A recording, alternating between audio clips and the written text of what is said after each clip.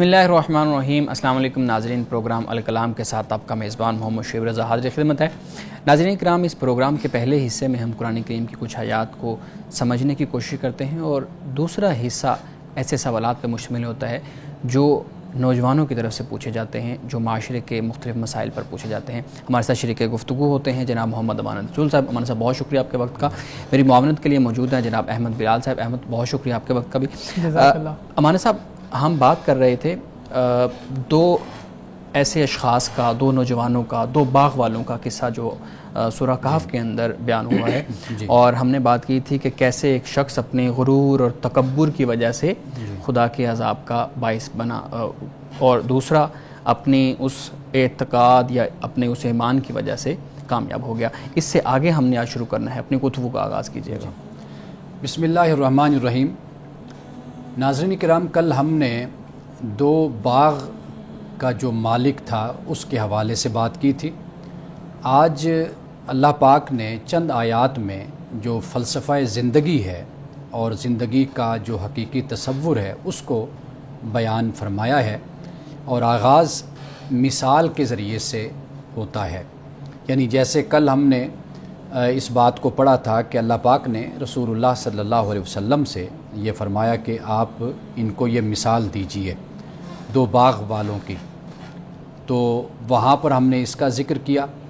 اب اس سے آگے بھی اللہ سبحانہ و تعالیٰ ایک مثال کے ذریعے سے بات سمجھا رہا ہے۔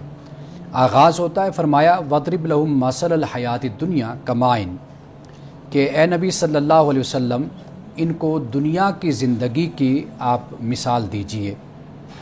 کَمَاءٍ أَنزَلْنَاهُ مِنَ السَّمَاءِ، کہ جیسے پانی ہے، یہ پانی آسمان سے نازل ہوتا ہے، فاختلط بہ نبات الارض، اور پھر اس سے زمین کی جو نباتات ہیں وہ خوب گھنی اور بہت اچھی ہو جاتی ہیں۔ فاصبح حشیما تزرع الرياح، اور پھر کیا ہوتا ہے، وہ ریزہ ریزہ بھی ہو جاتی ہیں اور پھر ہوائیں اس کو لے کر اڑتی رہتی ہیں۔ وکان اللہ علی کل شیء مقتدرا، اللہ ہر شے پر قادر ہے۔ المال والبنون زینت الحیات الدنیا، مال اور بیٹے یعنی اولاد یہ دنیا کی زندگی کی زینت ہیں، خوبصورتی ہیں، آرائش ہیں۔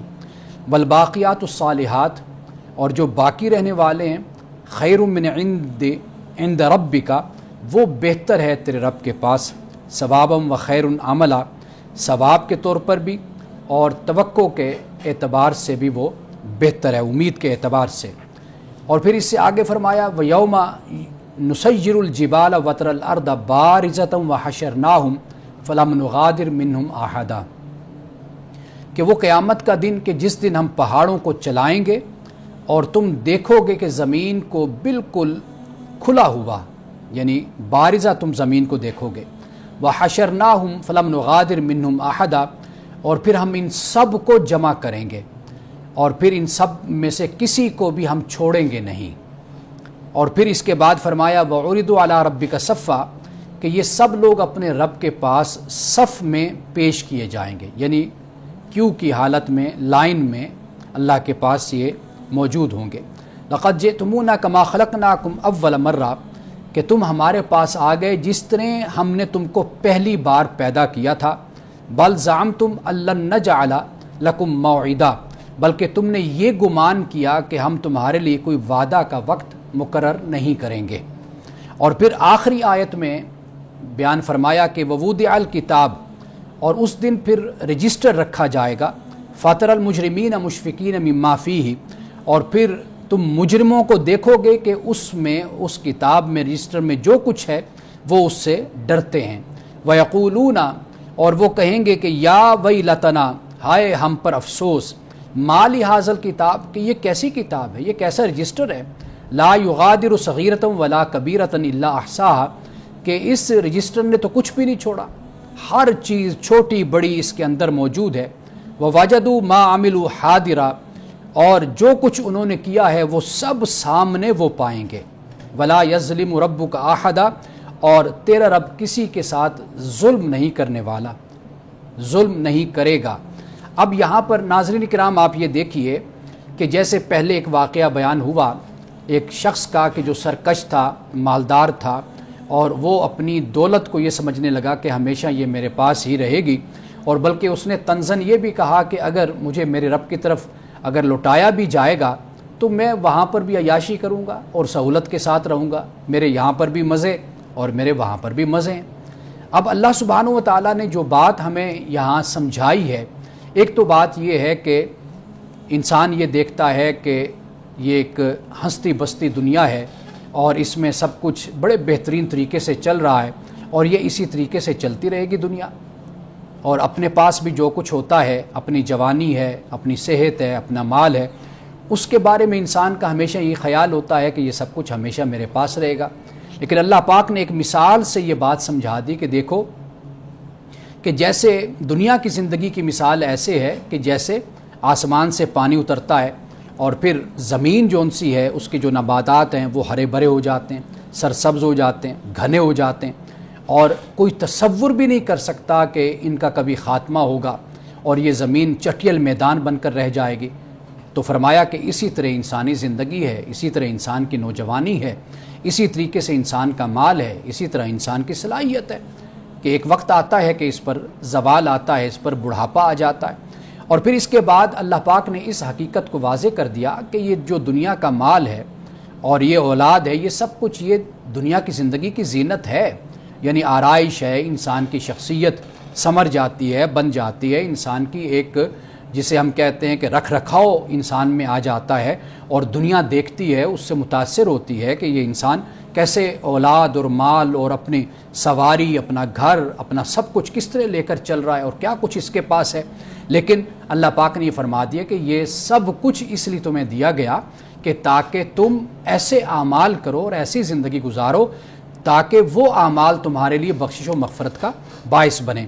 اور اللہ پاک نے اس حقیقت کو بھی بیان کر دیا کہ والباقیات الصالحات، باقی رہنے والی کیا چیز ہے؟ وہ انسان کے اچھے اعمال ہیں کہ جو انسان کو فائدہ دیتے ہیں۔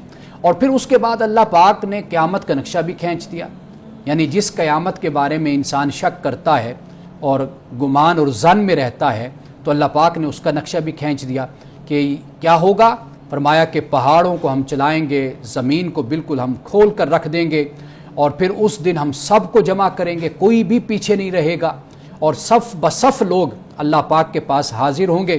اور پھر فرمایا کہ ذرا سوچو تو صحیح، اس دن جیسے تم جمع ہوگے یہ ایسے ہی ہوگا کہ جیسے تمہیں ہم نے پہلی دفعہ پیدا کیا تھا، یعنی جب پہلی دفعہ اللہ پاک نے پیدا کیا تو اس وقت انسان کے جو عناصر ہیں وہ موجود نہیں تھے۔ اللہ پاک نے انسان کو ایک تخلیق دی، انسان کو ایک وجود دیا، انسان کو چہرہ دیا، شخصیت دی جو پہلے موجود نہیں تھی۔ تو فرمایا اسی طرح جب تم قبروں سے اٹھو گے اور تمہاری حالت یہ ہوگی کہ کوئی شخص سمندر میں مرا ہوگا، کوئی دریا میں گرا ہوگا، کوئی زمین میں دفن ہوا ہوگا، کوئی کسی کو درندہ کھا گیا ہوگا، کسی کو چرند پرند کھا گئے ہوں گے، لیکن اللہ سبحانہ و تعالیٰ پھر انسانوں کو ایک نئی تخلیق دے گا، اور ایک یعنی اس طرح ہوگا کہ انسان تصور بھی نہیں کر سکے گا کہ کیا یہ بھی اٹھ کر کھڑا ہو جائے گا۔ تو اللہ سبحانہ و تعالیٰ اس انسان کو بھی پیدا کرے گا اور اس کو اپنی بارگاہ میں لائے گا۔ اور آخر میں اللہ پاک نے کلیئرٹی کے ساتھ، بڑی وضاحت کے ساتھ اس بات کو بیان کر دیا کہ اس دن وہ لوگ کہ جو دنیا میں انکار کرتے ہیں آخرت کا، ان کا معاملہ ایسا ہوگا کہ یہ جو مجرم لوگ ہوں گے، انکار کرنے والے، جب ان کی کتاب ان کے سامنے رکھی جائے گی تو یہ ڈرنے والے ہوں گے، یعنی گھبرا جائیں گے کہ اس کتاب میں تو کوئی چیز بھی نہیں چھوڑی گئی، لا یغادر صغیرۃ ولا کبیرہ الا احصاها، ہر چیز موجود ہے، یعنی وہ گناہ جو چھپ کر کیا، وہ گناہ جو ظاہراً کیا، وہ گناہ جو کم عمری میں کیا، بڑی عمر میں کیا، بڑھاپے میں کیا، جب بھی کیا، وہ سب کچھ اس کتاب کے اندر موجود ہوگا اور وہ کتاب اس کے آگے رکھ دی جائے گی۔ تو اللہ سبحانہ و تعالیٰ نے فرمایا کہ جو کچھ بھی ان لوگوں نے کیا ہوگا وہ سب کچھ یہ اپنے سامنے پائیں گے اور کسی چیز کو بھی ان سے چھپایا نہیں جائے گا۔ اور آخر میں اللہ پاک نے اس بات کو واضح کر دیا کہ تیرا رب کسی کے ساتھ ظلم نہیں کرے گا۔ قرآن پاک میں ہے کہ کسی کے ساتھ اللہ سبحانہ و تعالیٰ ذرہ برابر بھی ظلم نہیں کرے گا۔ گویا کہ واضح کر دیا اس بات کو کہ انسان کو کل قیامت کے دن جو بھی نتیجہ ملے گا وہ اس کے اعمال کا نتیجہ ہوگا، حل جزاء الاحسان الا الاحسان، کہ اگر انسان اچھا کرے گا تو اس کا صلہ انسان کو اچھا ملے گا، اور اسی طرح من یعمل سوءا یجزا بہ، قرآن پاک بیان کرتا ہے جو برا کرے گا اس کو اس کی سزا اللہ کی بارگاہ میں ملے گی۔ تو یہاں پہ یہ رکوع بھی مکمل ہوتا ہے، اور اگر اسی فلسفے کو اور اسی بات کو اور انہی آیات کو اگر آپ پیش نظر رکھیں اور اس کو اس سے پہلے والے قصے کے ساتھ ملائیں تو مزید بات واضح ہو جاتی ہے کہ اللہ سبحانہ و تعالیٰ کس طریقے سے انسان کو اس دنیا میں بھی آزمائش کے لیے بھیجتا ہے، اور جو کچھ بھی انسان کرتا ہے وہ سب کچھ پھر آخرت میں اس کے سامنے کس طریقے سے بالکل واضح طور پر آ جائے گا۔ ناظرین کرام، یہاں پہ ایک بریک لیتے ہیں، ہمارے ساتھ رہیے گا۔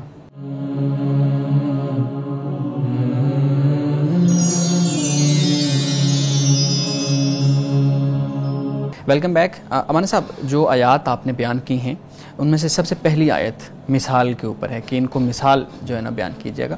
تو امثال القرآن کا جو ایک پورا موضوع ہے وہ قرآن کریم کے اندر بار بار مختلف مثالوں کو، مختلف جو معاملات ہیں ان کو مثالوں کے ذریعے واضح کیا گیا ہے۔ بنیادی طور پہ جاننا میں یہ چاہوں گا کہ یہ جو مثالیں ہیں، تشبیہات ہیں، ان کو قرآن کے اندر جو بیان کیا گیا ہے اس کی کیا وجہ ہے، اس کی اہمیت کیا ہے قرآن میں ان مثالوں کو بیان کرنے کی؟ دیکھیے، پہلی بات یہ ہے کہ جب کوئی بات کہی جاتی ہے نا، کئی دفعہ وہ بات سامع کو سمجھ نہیں آتی، یعنی سامع کا ایک لیول ہوتا ہے اور اس سطح پہ وہ بات اس کو سمجھ نہیں آ رہی ہوتی یا اس کے ذہن کے مطابق وہ بات اتر نہیں رہی ہوتی۔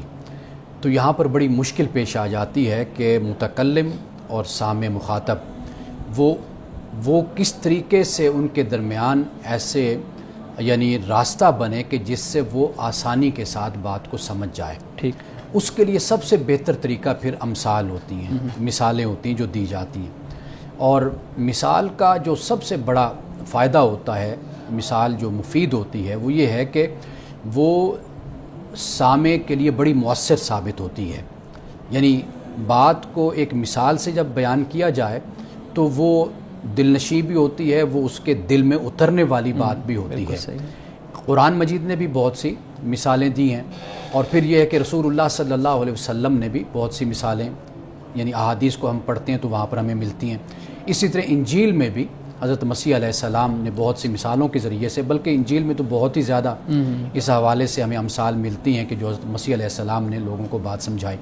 تو ایک تو بات کرنے والے کی گہرائی اور اس کی جو فقاہت ہوتی ہے اس کا بھی اندازہ ہوتا ہے، اس کی بصیرت کا، اور پھر یہ ہے کہ جو شخص سامنے ہے اس کے لیے وہ بات بہت آسان اور بہت سلیس ہو جاتی ہے۔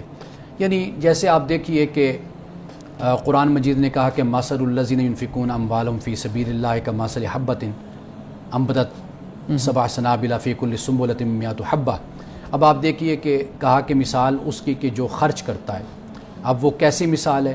وہ ایسے جیسے دانہ ہوتا ہے، اب اس دانے سے 7 بالیں ہیں اور ہر بالی میں جو ان سے 100 دانے ہیں، تو یعنی 700 دانے بن گئے۔ تو 700 دانے سے مراد یعنی کہ جو خرچ کرتا ہے اللہ پاک کہتا ہے اس کو میں اس طرح اجر بڑھا دیتا ہوں۔ اب اس کے مقابل میں ایک شخص وہ ہے کہ جو دکھاوے کے لیے، نمود و نمائش کے لیے خرچ کرتا ہے، اللہ کے لیے خرچ نہیں کرتا۔ اب اس کی مثال یہ دی کہ اس کی مثال ایسی ہے کہ جیسے چٹان پر بارش ہوتی ہے، وہ چٹان کو بس صاف ستھرا بارش کر دیتی ہے، یعنی کہ وہ کوئی زرخیز زمین نہیں ہے کہ جس میں وہ پانی جائے اور وہ اس کو زمین جذب کر لے اور اس کو پھر فائدہ ہو۔ تو مثال سے بات جو ہے وہ بہت زیادہ انسان کو سمجھ آ جاتی ہے۔ قرآن پاک میں مشرکین کے حوالے سے، کفار کے حوالے سے، مومنین کے حوالے سے اللہ سبحانہ و تعالیٰ نے بہت سی مثالیں دی ہیں، اور یہ ایک ایسا اسلوب ہے، ایک ایسا انداز ہے کہ جس سے بات انسان کے دل میں اتر جاتی ہے، اس کو سمجھ آ جاتی ہے۔ ایک حدیث میں ہے کہ رسول اللہ صلی اللہ علیہ وسلم نے فرمایا کہ اللہ پاک نے قرآن پاک کو نازل فرمائے تو اس میں یہ وجہ ہیں۔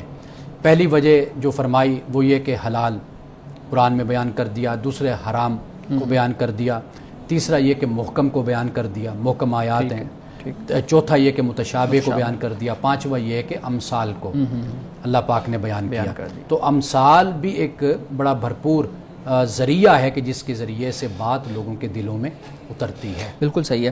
اچھا، قرآن کریم کو اللہ رب العزت نے کہا کہ یہ لوگوں کی رہنمائی کے لیے ہے، اب سب کی رہنمائی کے لیے ہے، لیکن ایک آیت میں آپ کے سامنے رکھتا ہوں، وَتِلْكَ الْأَمْثَالُ نَضْرِبُهَا لِلنَّاسِ وَمَا يَعْقِلُهَا إِلَّا الْعَالِمُونَ۔ اب اس میں کہا گیا کہ کچھ مثالیں اللہ رب العزت ایسی بیان کرتا ہے جو صرف اہل علم کو سمجھ آتی ہیں، یعنی وہ کسی کو سمجھ نہیں آتی سوائے اہل علم کے.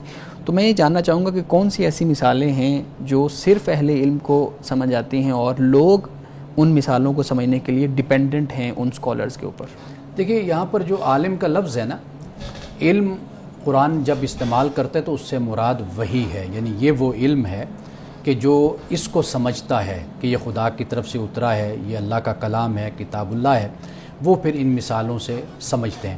یعنی اب ان کے مقابل میں اگر آپ کفار کو رکھ کر دیکھ لیجئے، قرآن پاک نے کتنی مثالیں بیان کی ہیں لیکن کفار کے کانوں پہ تو جوں بھی نہیں رہیں گے. بالکل بالکل. یعنی ضعف الطالب والمطلوب، کہا کہ بھئی یہ جو مکھی ہے، ذباب غالباً عربی میں اس کو کہتے ہیں، بھئی یہ جو مکھی ہے یہ اگر بیٹھ جاتی ہے کسی بت پہ جا کر تو وہ بت اس مکھی کو اڑا بھی نہیں سکتا، حالت اس کی یہ ہوتی ہے.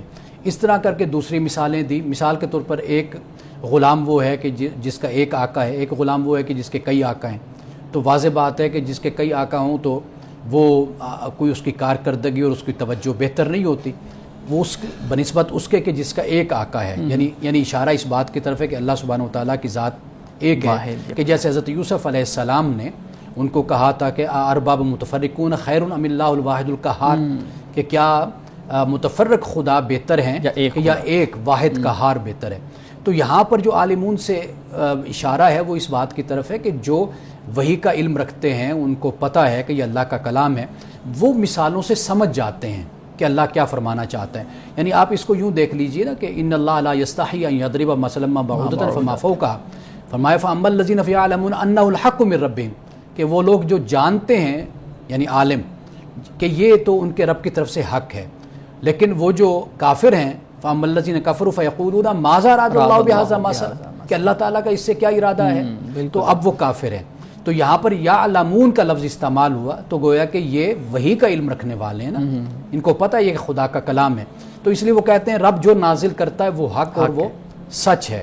لیکن کفار یہ کہہ رہے ہیں، تو یہ مثالیں جو سمجھ آتی ہیں نا وہ ان کو سمجھ آتے ہیں، یہ عالم لوگ ہیں تو یہ سمجھتے ہیں ان مثالوں. صحیح ہے صحیح. اس سے پھر یہ مغالطہ بھی، میں اسی لیے سوال کیا کہ مغالطہ پیدا ہو جاتا ہے کہ شاید یہ ڈیپینڈنٹ ہیں لوگ دوسروں کے اوپر قرآن سمجھنے کے لیے. اچھا ایک اور سوال، آپ نے جو آیات بیان کی ہیں اس میں ایک قیامت کا ذکر ہے، ٹھیک ہے، پہاڑوں کو وہ اس طرح بیان کیا جا رہا ہے، مثال دی جا رہی ہے کہ پہاڑ اس طرح ہو جائیں گے. اب ایک ڈیبیٹ یہاں پہ یہ بھی ہوتی ہے کہ جو اٹھنا ہے قیامت والے دن جب خدا اٹھائے گا وہ جسموں سے ہوگا یا صرف روح جو ہے وہ اس کو اٹھایا جائے گا اور اس کو خدا کے سامنے پیش کیا جائے گا؟ آپ کے اس کے اوپر کیا رائے ہے؟ دیکھیے قرآن مجید جب ہم پڑھتے ہیں نا وہ اس سے ہمیں یہ معلوم ہوتا ہے کہ انسان کا جو اٹھنا ہے وہ روح نہیں ہے، مع الجسد ہے، یعنی جسم کے ساتھ ہے. اگرچہ ہمارے ہاں اس پر لمبی ابحاث موجود ہیں، لیکن جہاں تک میرا مطالعہ ہے، جو میری تحقیق ہے، میں نے پڑھا ہے، تو مجھے یہی معلوم ہے کہ بھئی اللہ سبحانہ و تعالیٰ جب قیامت کے دن انسان کو اٹھائے گا تو وہ روح کا معاملہ صرف نہیں ہوگا، جسد کا معاملہ، جسم کا معاملہ بھی اس کے ساتھ ہوگا. وہ اس لیے کہ اللہ سبحانہ و تعالیٰ اگر انسانوں کے بارے میں یہ کہتا ہے کہ انسان جہاں پر بھی ہوں تو اللہ سبحانہ و تعالیٰ ان کو جمع کرے گا، ان کو اٹھائے گا اور نفخ ہوگا، تو جب ہم ان آیات کو مد نظر رکھتے ہیں کہ اللہ تعالیٰ انسانوں کو جمع کرے گا، لے کر چلے گا، یعنی جنتی ایمان والے اور جہنمی جو کفر والے ہیں ان کو کس طریقے سے ہانک کر یا کس طریقے سے ایک فرشتوں کے جلوس میں آپ کا یہ ان کو لایا جائے گا، وہاں پر جو کیفیت اور جو حالت قرآن پاک جس طرح بیان کرتا ہے تو اس سے معلوم یہی ہوتا ہے کہ انسان کا جو اٹھنا ہے وہ فقط روح کے ساتھ نہیں بلکہ جسم کے ساتھ ہے. اور پھر یہ دیکھیے کہ اللہ کو اس پر قدرت حاصل ہے کہ اس کے لیے کیا بعید ہے کہ وہ انسانوں کو جب اٹھائے تو وہ انسانوں کو ان کے جسموں کے ساتھ اور ان کے روحوں کے ساتھ ان کو اٹھائے اور اپنی بارگاہ میں لائے. بالکل، اللہ رب العزت کے لیے تو کوئی بعید نہیں ہے. اچھا ایک انہی آیات کے اندر آپ نے بات کی ہے جس میں کہا گیا کہ جو اولاد ہے اور مال ہے یہ فتنہ ہے، ٹھیک ہے، جبکہ دوسری جگہ پہ ہم دیکھتے ہیں قرآن کریم کے اندر جو مال ہے اس کو خیر بھی کہا گیا اور زینت کے لیے بھی کہا گیا کہ یہ زینت انسان کے لیے ہم نے جو ہے نا وہ اس کو رکھا ہوا ہے. دوسری طرف اولاد کو فتنہ کہا گیا، جبکہ ہم دیکھتے ہیں کہ انبیاء نے بھی، حضرت زکریہ کا ہمیں واقعہ ملتا ہے کہ انہوں نے اپنی اولاد کے لیے دعا کی اللہ رب العزت سے کہ ہم مجھے بیٹا عطا فرما. تو تو یہ تو دو چیزیں ایسی تضاد میں آ رہی ہیں کہ ایک طرف اس کو فتنہ کہا جا رہا ہے، دوسری طرف انبیاء کا عمل اور ہے، ایک طرف مال کو فتنہ کہا جا رہا ہے، دوسری طرف اس کو خیر کہا جا رہا ہے۔ اچھا، آپ تو فتنہ کی بات کر رہے ہیں، قرآن پاک نے تو دشمن بھی کہا ہے بالکل ایک مقام پر۔ یہ جو فتنہ اصل لفظ ہے نا، یہ اتنا وہ برا لفظ نہیں ہے جیسے ہمارے معاشرے میں فتنہ لفظ بولا جاتا ہے۔ اصل میں فتنہ اس کو کہتے ہیں کہ وہ اپنے وجود کے اندر تو اس میں خیر ہوتی ہے، لیکن وہ انسان اس کو غلط بھی استعمال کر سکتا ہے۔ ٹھیک ہے، یعنی وہ انسان کے لیے ایک آزمائش بھی بن سکتا ہے، انسان کے لیے ناکامی نامرادی کا باعث بھی بن سکتا ہے۔ تو مثال کے طور پر جب قرآن کہتے ہیں انما اموالکم واولادکم فتنہ، کہ تمہارے مال اور تمہاری اولاد آزمائش ہے، یعنی اس سے مراد یہی ہے کہ انسان اپنے اس مال کے لیے، اس اولاد کے لیے کیا کچھ حرام کرنے کے لیے بھی تیار ہو جاتا ہے، اپنے اولاد کے سکون کے لیے، ترقی کے لیے، اور اس مال کے حصول کے لیے انسان اپنا خون بھول جاتا ہے، اپنے بھائی کو بھول جاتا ہے، اپنے بڑوں کو، چھوٹوں کو بھول جاتا ہے۔ اب دیکھیے ایسے ایسے واقعات رونما ہوتے ہیں کہ اولاد اپنے باپ کو قتل کر دیتی ہے، کروا دیتی ہے، اسی مال کی وجہ سے کرواتی ہے نا۔ تو ایسے واقعات بھی ہمارے سامنے آتے ہیں۔ تو یہاں پر اس لیے کہا گیا کہ اولاد فتنہ ہے وہ یا مال فتنہ ہے، تو وہ یہ مراد نہیں ہے کہ فتنے سے جو ہمارے معاشرے میں بولا جاتا ہے، اس سے مراد آزمائش مراد ہے۔ یعنی آپ دیکھیے کہ لوگ اسی کاروبار، اسی مال کے لیے نماز چھوڑ دیتے ہیں، لوگ اسی مال کے لیے اور اسی تجارت کے لیے لوگ جھوٹ بولتے ہیں، اسی مال کے لیے اور اسی تجارت کے لیے لوگ ملاوٹ کرتے ہیں، اسی مال اور اولاد کے لیے انسان دو نمبری کرتا ہے، ٹھیک ہے نا، سارا کچھ کرتا ہے، اسی طرح اولاد کے لیے معاملے بھی کرتا ہے۔ تو اس پہلو سے قرآن نے ان کو کہا ہے۔ اور کسی جگہ پر دشمن اگر کہا تو وہ بھی اسی لیے کہا کہ بھئی خبردار ہو جاؤ، کہ اگر تم یہ چاہتے ہو کہ بھئی تم اللہ کے ہاں سرخ روح ہو، تو پھر اپنے مال اور اپنی اولاد کو خدا کے بتائے ہوئے دائرے میں رکھ کر استعمال کرو۔ اولاد کا حق ہے، اس کو دو، لیکن اپنی آخرت کو اولاد کی خاطر، مال کی خاطر تباہ نہ کرو۔ بالکل صحیح ہے، بالکل صحیح ہے۔ ناظرین کرام، یہاں پہ ایک بریک لیتے ہیں، ہمارے ساتھ رہیے گا۔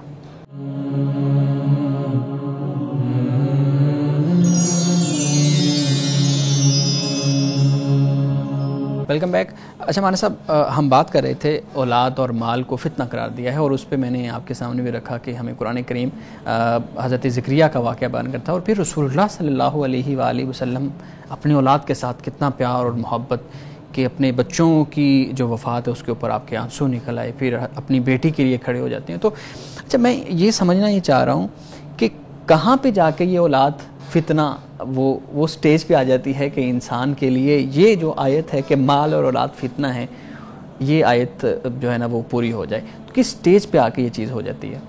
حدیث پاک ہے کہ لا طاعت المخلوق فی معصیت الخالق، کہ مخلوق کی اطاعت میں خالق کی معصیت نہیں ہے۔ یہ بنیادی بات ہے، یہ ہمارے ذہن میں رہنی چاہیے۔ اولاد کا اپنا ایک دائرہ ہے، مال کا اپنا دائرہ ہے۔ اللہ سبحانہ و تعالیٰ کی ذات ان سب سے بلند ہے، ماورا ہے، اور ان سب پر غالب ہے۔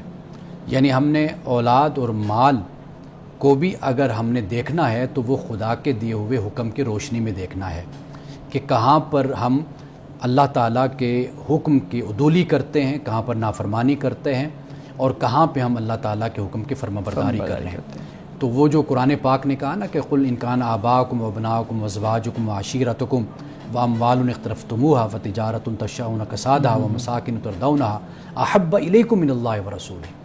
یہ اصل بنیاد ہے کہ اگر دونوں میں ٹکراؤ ہو تو پھر آپ نے چننا کس کو ہے؟ وہ خدا کی ذات ہے، اللہ تعالیٰ کے حکم کو۔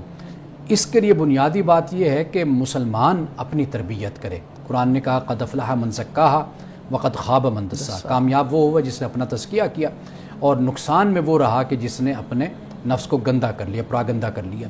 تو بنیادی بات یہی ہے کہ جب انسان اپنی ذات، فرد اپنی تربیت کرتا ہے تو پھر اس کا معاملہ پھر آگے بڑھتا ہے۔ اس لیے حکمت کے ساتھ ضرور انسان کو چلنا چاہیے۔ رسول اللہ صلی اللہ علیہ وسلم کی سیرت سے معلوم ہوتا ہے حکمت کے ساتھ آپ اپنی اولاد کی تربیت کریں، سارے معاملات لے کر چلیں، لیکن جہاں خدا کا حکم اٹل ہے تو وہاں پر پھر خدا کے حکم کو ہر صورت میں ترجیح اور اسی کو پریفرنس حاصل ہے۔ بالکل صحیح ہے۔ اسی صورت میں پھر یہاں پہ آ کے پھر جو اولاد اور مال کی محبت ہوتی ہے وہ فتنہ بن جاتی ہے۔ بالکل ٹھیک ہے۔ بلال صاحب، آپ کے پاس بھی کچھ سوالات ہوں گے، پلیز ہمارے صاحب کے سامنے رکھیے گا۔ جی بہت شکریہ. آج قیامت اور اخروی زندگی کی باتیں چل رہی ہیں. میں بھی اسی متعلق کچھ پوچھنا چاہتا ہوں. سوال یہ ہے کہ ایک شخص کا انتقال ہو جاتا ہے. عمومی طور پر دیکھا جاتا ہے کہ جب انسان فوت ہوتا ہے تو اس کے جسم کے جو آثار ہیں وہ بھی کچھ نہ کچھ تبدیل ہوتے ہیں. عام طور پہ چہرے کو بڑا زیادہ اگر دیکھا جائے تو چہرے کے بارے میں یہ کہا بھی جاتا ہے کہ فلاں کا چہرہ ایسے ہو گیا تھا, فلاں کا چہرہ ایسے ہو گیا تھا. بعض اوقات یہ کہا جاتا ہے کہ سیدھا نہیں ہو رہا تھا چہرہ, یا اس کو قبلہ رخ کر رہے تھے وہ نہیں ہو رہا تھا. تو میں یہ پوچھنا چاہتا ہوں کہ اگر انسان کے انتقال کے بعد اس کے چہرے کے تاثرات یا آثار جو ہیں وہ بگڑ جائیں تو کیا اس سے یہ جسٹیفائی کیا جا سکتا ہے کہ یہ کوئی بد کردار شخص تھا یا کوئی بہت ہی اچھا شخص تھا؟ اس بارے میں آپ بتائیے گا. دیکھیے, قرآن سے اور رسول اللہ صلی اللہ علیہ وسلم کی احادیث سے جو ہمیں معلوم ہوتا ہے وہ یہ ہے کہ یہ تو سب کچھ معاملہ آخرت کے ساتھ ہے. جی. دنیا میں کوئی بھی صورت ایسی نہیں ہے کہ جس کی بنیاد پر ہم یہاں بیٹھ کر یہ فیصلہ دیں. خاص طور پر ہم جی پیغمبر علیہ الصلوۃ والسلام کا مقام و مرتبہ تو بہت بلند ہے, وہ معاملہ نہیں ہے. آپ علیہ السلام جو فرمائیں گے وہ اللہ تعالیٰ کسی نہ کسی شکل میں آپ کو وحی کرتا ہے. جی بالکل. اور آپ علیہ السلام بصیرت سے اور اللہ تعالیٰ کے عطا کردہ نور سے آپ دیکھتے ہیں اور آپ فیصلہ فرماتے ہیں یا آپ رائے دیتے ہیں, وہ تو بالکل دوسرا معاملہ ہو جاتا ہے. لیکن ہمارا جو معاملہ ہے وہ یہ ہے کہ ہم ہرگز اس بات کا اختیار نہیں رکھتے کہ کسی کے اس حوالے سے کسی کے چہرے پر یعنی وفات کے بعد کسی کا بگڑنا, ٹیڑھا ہونا, کیونکہ یہ طبی نقطہ نظر سے دیکھا جائے تو انسان کے جسم سے جب روح نکلتی ہے تو یہ جو ہمارے چہروں پر تازگی ہے یا ہمارا جسم جو حرکت کرتا ہے یہ خون کی گردش ہے کہ جو چل رہی ہے, اور پھر روح کا معاملہ ہے کہ ہم بول رہے ہیں, بات کر رہے ہیں اور حرکت کر رہے ہیں. جب ہمارے وجود سے یہ چیز نکل جاتی ہے اور ہمارا خون جم جاتا ہے, رک جاتا ہے, تو اس سے ہمارے جسم پر بہت سے ایسے اثرات سامنے آتے ہیں. اور پھر اسی طریقے سے لوگ بیمار ہو کر دنیا سے جاتے ہیں, شدید بیماری کا شکار ہو جاتے ہیں. میں نے بہت خوبصورت لوگ دیکھے ہیں, ان کی نوجوانی دیکھی, ان کی جوانی دیکھی. بیماری سے پہلے اچانک جب ان کو معلوم ہوا کہ کینسر ہو گیا, معلوم ہوا کہ اب وہ تیسری سٹیج پر, تھرڈ سٹیج پر پہنچے ہوئے ہیں, لاسٹ سٹیج ہے ان کی, اس پر پہنچے ہوئے ہیں. تو پھر جب ان کی وفات ہوئی تو وہ ہم نے دیکھا کہ ان کی خوبصورتی اور سب کچھ چھن گیا ان کا. تو میرا خیال ہے کہ ایک تو یہ بات ہمیں مد نظر رکھنی چاہیے, اور دوسری بات یہ کہ ہمیں خدا سے ڈرنا چاہیے, اس لیے کہ ایک شخص جو دنیا سے چلا گیا اس کا معاملہ خدا کے حضور ہے, اب اللہ جانے اور وہ بندہ جانے. اور تیسری بات یہ ہے کہ جو سب سے اہم بات ہے وہ یہ ہے کہ ہمارا حشر کیا ہونا ہے, ہمارا حال کیا ہونا ہے. ممکن ہے کہ وہ شخص جو دنیا سے چلا گیا وہ توبہ کر کے گیا ہو, ممکن ہے کہ اس کا ماضی ایسا ہو کہ جس کی بنیاد پر آپ یہ بات کہہ رہے ہیں. آپ کو کیا پتہ, اللہ کے اور بندے کا معاملہ ہے, اس کو تنہائی کا وقت ملا ہو, خلوت کا ملا ہو, وہ اللہ کی بارگاہ میں رویا ہو, گڑ گڑایا ہو, اس نے اپنے گناہوں کی معافی مانگ لی ہو. تو رب رحیم و کریم ہے, وہ تو بندے کے ماضی کو دیکھتا ہی نہیں ہے کہ میرا بندہ ماضی میں کیسا تھا, وہ دیکھتا ہے میرا بندہ اب کیسا ہے. تو اس لیے ہمیں اپنی عاقبت خراب نہیں کرنی چاہیے دوسروں کے حوالے سے اس طرح کے غلط کومنٹس دے کر. سر ہمارے ہاں تو اللہ تعالیٰ معاف فرمائے, اگر کسی شخص کی قبر کی کھدائی کے دوران کوئی سانپ یا کوئی بچھو یا کوئی اس طرح کی چیز نکل آئے تو لوگ اس کی مغفرت کی دعا بھی بعض لوگ تو نہیں کرتے, وہ یعنی کہہ دیتے ہیں کہ اتھینٹک ہے کہ یہ بندہ گناہ گار ہے اور اس کو قبر میں عذاب ہی ملے گا. بہت شکریہ. میں ایک یہ بھی پوچھنا چاہوں گا آپ سے کہ مردے کی تدفین کے بارے میں یہ روایت بھی ملتی ہے, کہا جاتا ہے کہ اس کو جلد دفنا دینا چاہیے. تو یہ جلد دفنا دینے میں کیا کیا چیزیں شامل ہیں؟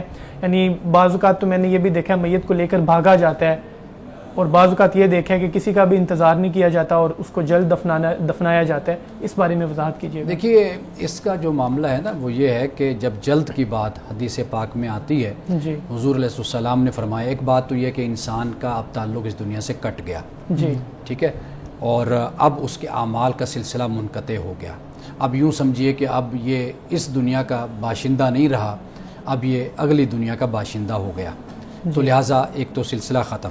اب حکم یہ ہوتا ہے کہ جب انسان وفات پا گیا تو اس کو جلدی اس کے مقام تک پہنچا دیا جائے. اور ہمارے ہاں جو بے وجہ تاخیر کی جاتی ہے وہ تاخیر نہیں ہونی چاہیے. یعنی مثال کے طور پر کوئی باہر سے آ رہا ہے, جب امریکہ سے آ رہا ہے, کینیڈا سے آ رہا ہے, اور کئی دن جو ہے وہ اس کو پھر سرد خانے میں رکھا جاتا ہے, تو یہ رویہ درست نہیں ہے. حضور علیہ السلام نے جو یہ فرمایا, یہ در حقیقت جو بے وجہ اور بے سبب اور خام خواہ انتظار کروایا جاتا ہے. مثلا اگر بیٹا آ بھی جائے, بیٹی باہر سے آ بھی جائے, تو اب وہ باپ کو زندہ تو نہیں کر سکتے, اب تو دنیا سے چلے گئے.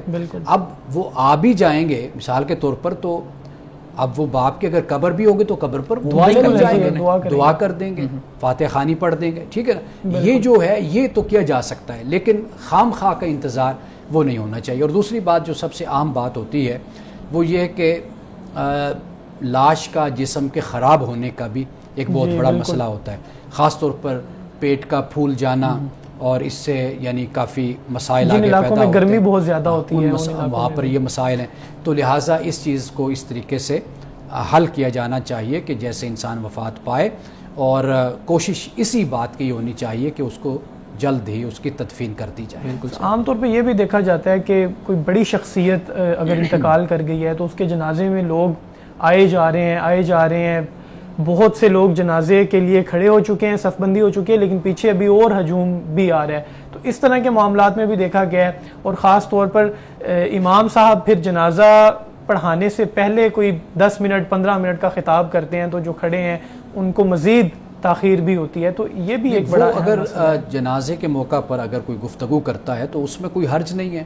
یعنی یہ موقع ہوتا ہے, دل نرم ہوتے ہیں, اللہ کی طرف متوجہ ہوتے ہیں, تو لوگوں کو کوئی اصلاح کی بات بتا دی جائے, کوئی نیکی کی بات بتا دی جائے. سچویشن ایسی بنی ہوتی ہے. بہت سے لوگ ہوتے ہیں کہ جو پھر گناہوں سے باز بھی آ جاتے ہیں ایسے موقعوں پر, تو اس میں تو کوئی حرج نہیں ہے کہ اگر کوئی تلقین کر دی جائے, کوئی تبلیغ کر دی جائے. باقی معاملات میں دیکھا جائے کہ جتنا جلدی ہو سکے. ہاں پھر یہ ہوتا ہے کہ جیسے آپ نے کہا کہ کوئی بڑی شخصیت ہے, تو پھر اس کا معاملہ یہ ہونا چاہیے کہ آپ لیٹ نہ کریں, تدفین ہو جائے. تو بے شک پھر بعد میں آپ کو معلوم ہے کہ ہمارے ہاں نماز جنازہ بعد میں بھی ادا کی جاتی ہے, اسے غائبانہ نماز جنازہ بھی اس کو کہا جاتا ہے, غائبانہ نماز جنازہ بھی ادا کر سکتے ہیں. جی بالکل. جی ناظرین کرام, یہاں پہ ایک بریک لیتے ہیں, ہمارے ساتھ رہیے گا.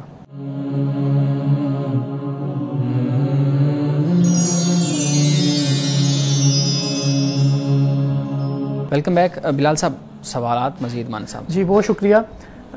مردے کی تدفین اور اس حوالے سے اخروی زندگی کی باتیں چل رہی ہیں, تو میں قبر کے عذاب کے متعلق کچھ پوچھنا چاہوں گا کہ قبر کے عذاب کو پورٹرے کیا جا سکتا ہے یا نہیں کیا جا سکتا. ہمیں علماء کے بیانات اور کتابوں میں قبر کے عذاب کی مختلف صورتیں بیان کی جاتی ہیں, تو کیا آپ کیا سمجھتے ہیں, قبر کے عذاب کو تصور بھی کیا جا سکتا ہے یا نہیں کیا جا سکتا؟ اور ایک اہم بات کہ مختلف فلمز بھی بنائی گئی ہیں قبر کے عذاب پہ, اس بارے میں بھی آپ بتائیے گا, ان کا کیا جواز ہے؟ دیکھیے, پہلی بات تو یہ ہے کہ قبر کے عذاب کے حوالے سے رسول اللہ صلی اللہ علیہ وسلم کی احادیث ہمیں ملتی ہیں, اور جس سے ہمیں یہ معلوم ہوتا ہے کہ ان احادیث کو اگر رسول اللہ صلی اللہ علیہ وسلم کی حیات مبارکہ میں دیکھا جائے کہ آپ موجود ہیں اور اللہ سبحانہ و تعالیٰ کی وحی اتر رہی ہے, آپ پیغمبر ہیں, آپ لوگوں کو, اپنے وقت کے لوگوں کو اس بات سے آگاہ کر رہے ہیں کہ بھئی میں موجود ہوں, میں دیکھ رہا ہوں کہ فلاں کو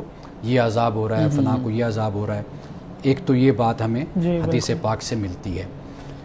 دوسری بات یہ ہے کہ رسول اللہ صلی اللہ علیہ وسلم کے زمانے میں جو کافر تھے اور جنہوں نے وحی اترتے ہوئے دیکھا, آپ علیہ السلام کو دیکھا, کوئی اور پیغمبر جیسے حضرت موسیٰ ہیں, حضرت عیسیٰ ہیں, اور دیگر پیغمبر ہیں, ان کی زندگی میں وہ لوگ موجود تھے اور پھر انہوں نے نافرمانی کی.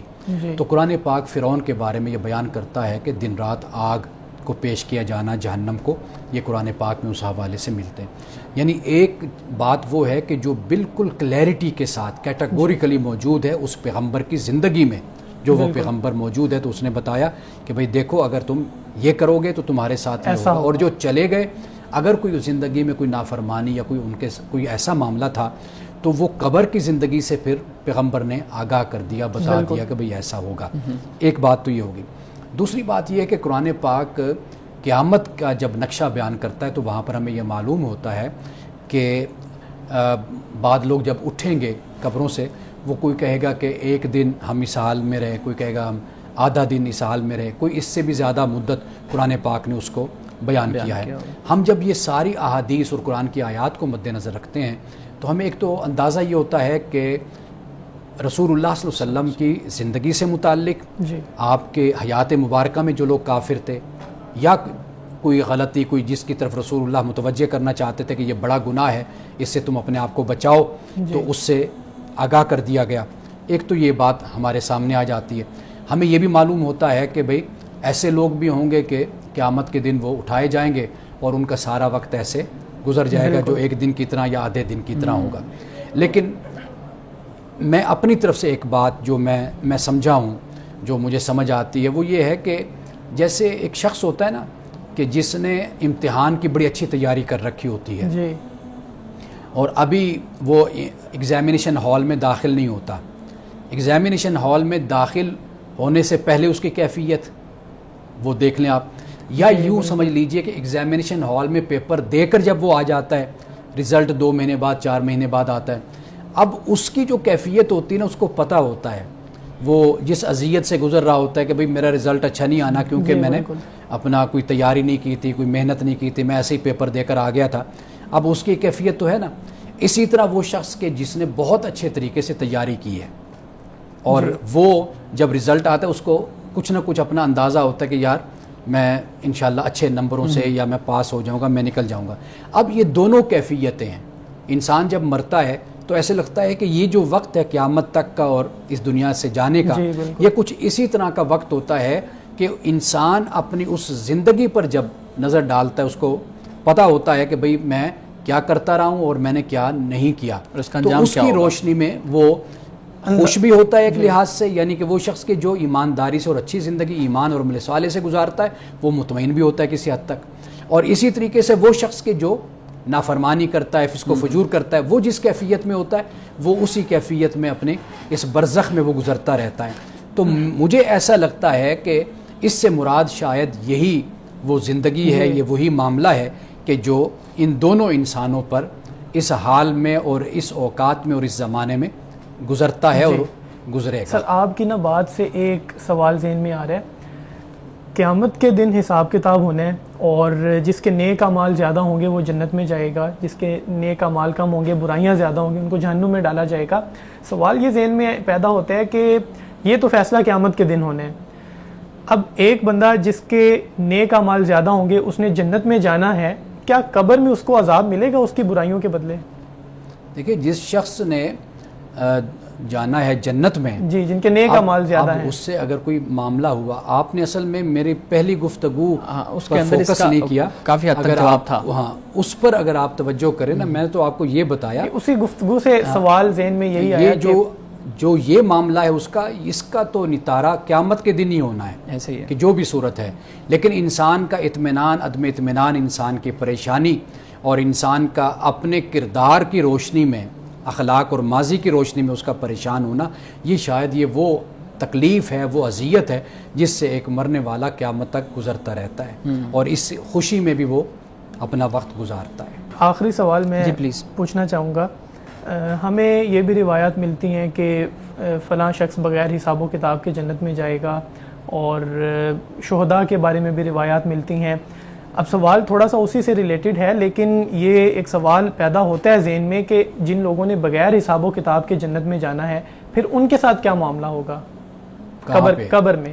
میں وہی پھر عرض کر چکا نا کہ نہیں، لیکن وہ کلیئرٹی اس طرح کی نہیں مل رہی جواب میں، کہ یعنی ایک وہ شخص جس نے قیامت والے دن جس کا فیصلہ ہونا ہے، شہداء کی آپ بات کر رہے ہیں، شہداء کی ہے جن کے بارے میں روایات ملتی ہیں کہ وہ بغیر حساب و کتاب کے جنت میں جائیں گے، یعنی اس کا فیصلہ تو قیامت والے دن ہونا ہے ان کے اعمال کے بنا پر، لیکن قبر میں یہ ایک یعنی رہتا ہے ذہن میں سوال کہ پھر قبر میں کیا ہوگا ان کے ساتھ؟ دیکھیے واضح بات ہے کہ ان کے لیے خصوصی پروٹوکول ہوگا کہ جنہوں نے اللہ کے دین کے لیے اپنی جان قربان کر دی، جیسے صحابہ کرام رضوان اللہ تعالی علیہ مجمعین کی شخصیات ہیں، جیسے اللہ کے بہت سے نیک بندے۔ کہا جاتا ہے کہ جنت میں یعنی جنت کی ایک کھڑکی قبر کی جانب کھول دی جائے گی، یا جہنم کی ایک کھڑکی قبر کی جانب کھول دی جائے گی۔ یہ تو وہی معاملہ ہے نا کہ جو ہم نے امثال پر بات کی، تمثیل پر بات کی، کہ جہاں پر یہ بات سمجھائی گئی کہ تکلیف جو ان سی ہے وہ آپ کو اسی طرح ہوگی کہ جو فاسق و فاجر ہے اس کے لیے کھڑکی کھل جاتی ہے، اور جو نیکوکار اور اچھا انسان ہے اس کے لیے ایسے ہی جنت کے یعنی دروازہ کھل جائے. یہ کھڑکی کھلنے والی بات حقیقت ہے. یعنی امثال سے جو بات واضح کی ہے وہ انسان کا سکون، اطمینان اور انسان کی پریشانی اور تکلیف ہے جس کو اس طریقے سے بیان مثال کے طور پہ یہ بات کی گئی ہے جو بلال صاحب کہہ رہے ہیں. مولانا صاحب وقت ہو جاتا ہے ہماری حدیث کا پلیز. آج کی حدیث بہت اہم ہے. حضرت عائشہ صدیقہ رضی اللہ تعالی عنہا اسے روایت کرتے ہیں کہ رسول اللہ صلی اللہ علیہ وسلم کے حجرے کے سامنے دو لوگ آپس میں جھگڑ رہے تھے. اب ان میں سے ایک تو قرض خواہ تھا اور دوسرا جو ان سے ہے وہ مقروض تھا. اب وہ جو مقروض تھا وہ یعنی یہ ہمت نہیں رکھتا تھا کہ وہ قرض اسی وقت ادا کر سکے. اب قرض خواہ نے کہا کہ واللہ افعلو، یعنی جب اسے کہا گیا کہ بھئی آپ ذرا تھوڑا سا نرمی کا رویہ اختیار کریں، کچھ کمی کر دیں، تو اس نے کہا کہ اللہ کی قسم میں کم نہیں کروں گا. تو رسول اللہ صلی اللہ علیہ وسلم اپنے حجرے سے باہر تشریف لائے اور آپ نے یہ فرمایا کہ یہ کون شخص ہے کہ جو قسم کھانے والا ہے، جو اللہ کی قسم کھا کر کہتا ہے کہ میں نیکی نہیں کروں گا. یعنی جب کہا گیا بھی قرض کو کم کر دو تو یہ نیکی کا کام تھا، تو کہا کہ بھی یہ کون سا شخص ہے کہ جو قسم کھا کر یہ کہتا ہے بھی میں نیکی نہیں کروں گا. تو پھر وہ شخص آپ کی خدمت میں حاضر ہوتا ہے، سامنے آتا ہے اور وہ نرم پڑ جاتا ہے، یعنی خاموش ہو جاتا ہے. تو رسول اللہ صلی اللہ علیہ وسلم کی خدمت میں وہ پھر بولتا ہے کہ وہ شخص میں ہوں اے اللہ کے رسول، اب اس کے لیے وہی ہے جو یہ پسند کرے. یعنی جب رسول اللہ نے صحابی کی توجہ اس طرف دلائی کہ دیکھو آپ جو بول رہے ہو یہ گویا کہ اپنے آپ کو نیکی سے روک لینا ہے، اور نیکی سے کبھی بھی رکنا نہیں چاہیے انسان کو پھر قسم کھا کر. تو پھر اس کے بعد وہ صحابی عرض کرتے ہیں یا رسول اللہ میں اسی پر ہی راضی ہوں جس پر یہ مقروض راضی ہے. تو اس سے ایک بات سمجھ آتی ہے کہ اگر کوئی شخص ہمارا مقروض ہوتا ہے، ہم نے اگر اس کو کچھ رقم دے رکھی ہوتی ہے، تو پھر ہمیں چاہیے کہ ہم اس کے ساتھ نرمی کا معاملہ رکھیں، اس کے ساتھ سختی کا معاملہ نہ رکھیں. ہاں اگر ہمارے پاس وسعت نہیں ہے تو بے شک ہم اس سے قرض ضرور واپس لیں.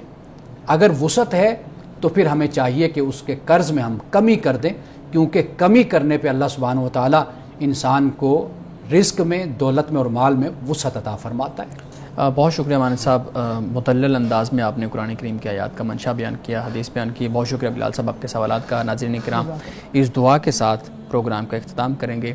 اللہ رب العزت حسن کلام اور تاثیر کلام عطا فرمائے، ہماری زبان کی گروں کو کھول دے اور سننے والوں تک خیر کا پیغام پہنچے. اجازت دیجیے، خدا حافظ.